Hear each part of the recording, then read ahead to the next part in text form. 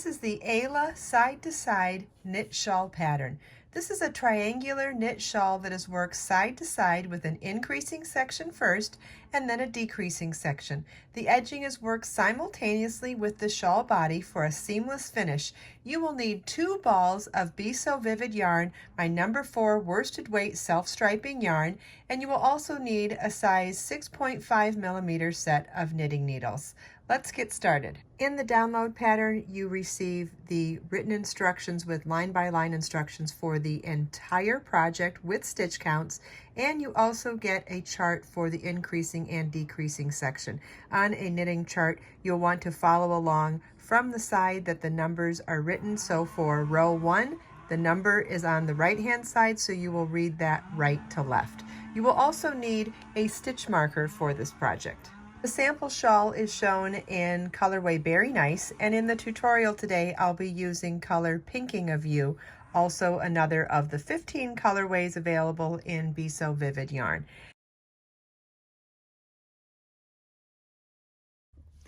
Okay, quick recap of video part 1. I showed you how to read the chart, the written instructions, and how to work the stitch pattern, the 10-row stitch pattern for the edging while simultaneously working the increases to work the first half of the shawl. So now what we're going to do for video part 2 is show how we continue on in this established pattern of the edging, but at the same time start decreasing the rows over here so that this section decreases and goes back down to the original stitch count so that we can create that V shape of a triangular shawl while at the same time continuing on with our edging seamlessly. Pretty cool, huh? And I'm also going to replicate this eyelet look that we have from creating the yarn overs for the increases. We're going to replicate that while doing a decrease for the second half of the shawl. So let's go back to our chart first, and you'll notice on the decrease section of the chart the first row is still an increase row. And the reason why I did that for this specific shawl is because I wanted to have one edging repeat centered in the middle of the V. If that doesn't matter to you, don't worry about it.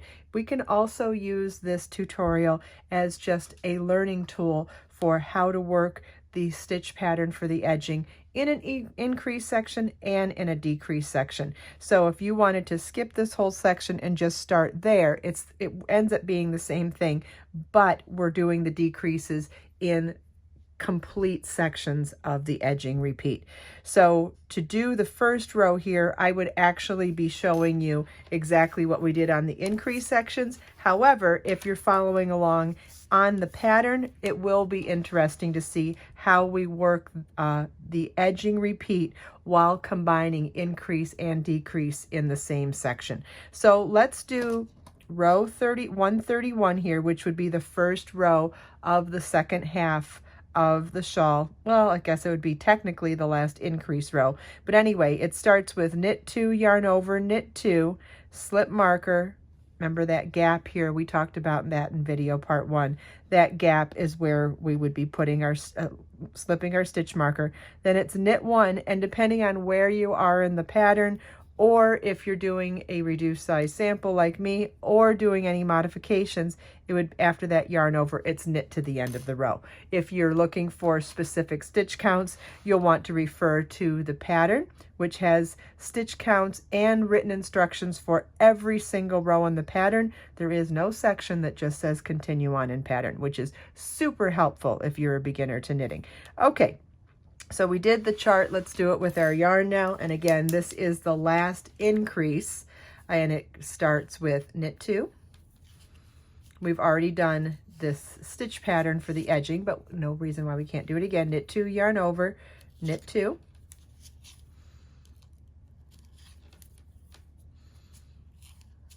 Then slip our marker, yarn over, and knit to the end of the row. Okay, we're ready to do our wrong side row, even numbered row, row 132, and all even numbered rows are worked the same exact way. It's knit the first stitch, purl across to the stitch marker, then slip the marker, and knit to the end of the row.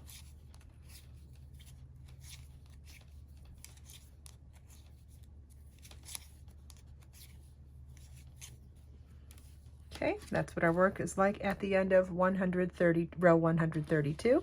Okay, row 133, knit 2, yarn over, knit 3, slip marker, yarn over. We're going to do a special double decrease stitch here and then knit to the end of the row. And this is our first row of decreasing for the shawl section. Let's go back to our key now and see what that double decrease is. It's a slip 1, knit 2 together, and pass the slip stitch over, abbreviated as SK2P. Okay, let's do that with our yarn now. This would be row 133 in the beginning of our decrease section. It's knit 2. First we do our edging section, which is just maintaining our pattern. Yarn over, knit 3, slip the marker, then it's yarn over, slip 1, knit 2, and pass our slip stitch over. So we're maintaining our yarn over to keep that eyelet section, but also decreasing. So because we're adding a yarn over still, we need a double decrease in order to decrease, because if we just did a knit 2 together after the yarn over, we wouldn't be decreasing at all. We'd be balancing out an increase and a decrease. Oh, and if I didn't say it, then knit to the end of the row. So in order to show the look of a yarn over, but still have, you know, a net decrease, you need to counterbalance the increase of 1 with a decrease of 2 to still get that -1 for decreasing by 1 stitch in this section. And if that's too much math for you, just follow along. Don't worry if it sounds too mathy. That's the beauty of having a pattern to follow. You don't have to do the math. Okay, and then row 134 will be exactly the same as row 132 and all even numbered rows for the entire project, and that is knit the first stitch, purl across to the slip stitch marker, slip the marker, and then knit to the end of the row. Okay, we're ready to look at row 135 on the chart now. It's knit 2, yarn over, knit 4, slip marker, yarn over, SK2P, and knit to the end of the row. Let's do that with our yarn now. This is row 135, knit 2, yarn over, knit 4,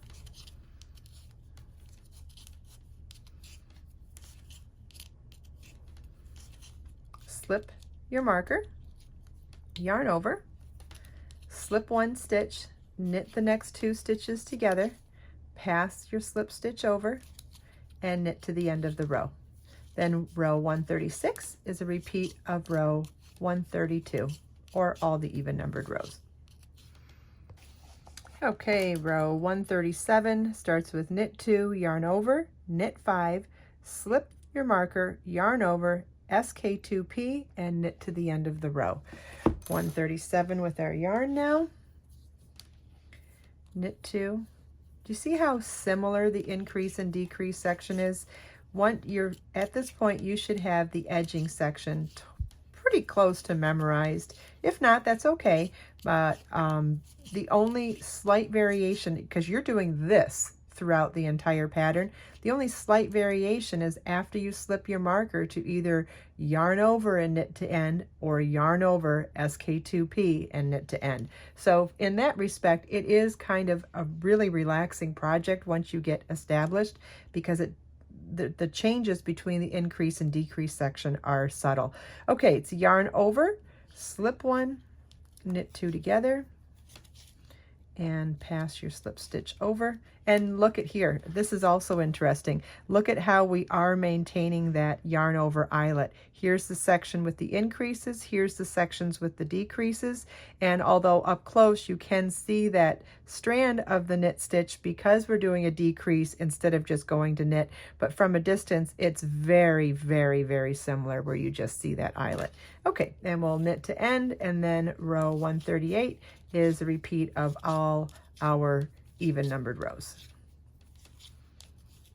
Okay, row 130, let's see, are we on the camera? Okay, row 139 begins with bind off 4 stitches, knit 4 stitches, slip marker, yarn over, SK2P, and knit to the end of the row. Let's do that with our yarn now. And I'm going to show you my favorite tip for, it's kind of like a counting technique for a special way to count your bind off stitches when you're binding off partially in the middle of the row and you have to work stitches afterwards. So anytime you bind off anything, you're knitting 2 stitches first to bind off 1. So keep that in mind, that we knit 1 stitch before we knit the stitch to bind off. So it's knit 2 to bind off 1, and then we bind off our 2nd stitch, and then we bind off our 3rd stitch, and then we bind off our 4th stitch. The instructions said to bind off 4. But remember, we knit 1 before we started binding off. So this ends up being the 1st stitch, counted as the 1st stitch of the next section. So the next section after bind off 4 said to knit 4. You have to remember that that is your 1st knit stitch. So then we'll knit the 2, 3, and 4 of that section, and then the row said to slip the marker, then yarn over, then slip 1, knit 2 together, and pass the slip stitch over, then knit to end. That's row 139. Row 40 is a repeat of all the even numbered rows, which was to knit 1, purl across to the marker, slip the marker, and knit to end. At this point, you can definitely see that our triangle reached its lowest point in the V, and that we're now coming back up. Let me go back, and you can also see our yarn starting to change color again too. This is colored Pinking of You in Be So Vivid yarn, which is my number 4 worsted weight, self-striping, gorgeous yarn. Let's go back to our chart and our pattern now. After this first set of decreases in the decrease section, we're then going to repeat rounds 141 through 150 for the remainder of the shawl. And if you're not comfortable following the charts alone, no worries. If you look at the pattern here, the pattern spells out what to do on every single right side row. Obviously, the wrong side row, or the even numbered rows, is exactly the same throughout the pattern. And you'll see that it's going to continue decreasing your stitch count and showing you exactly what to knit all the way down until you get to the final row of 7 stitches, and then bind off all the stitches. So everything's spelled out here, and I've shown you all of the stitches that you will be using, and showed you the video, or showed you the chart as well. So I hope that this combination of the chart, the written instructions, and the stitch tutorial will really give you a good, healthy dose of confidence to make this absolutely beautiful shawl. You can find, it's also very easy too once you get the hang of it. You can find all the links for the pattern, the yarn, and other videos in this series. There was a part 1 and part 2, part 1 for the increase and this part 2 for the decrease. All of that information is linked in the video description. If you have any other questions, always feel welcome to ask me in the comments. I hope you enjoyed this video. If you have any questions at all, please leave them for me in the comments. Everything we talked about today, you can find as links in the video description below. Let us make time to create, share, and inspire today and every day. I'll see you in the next video.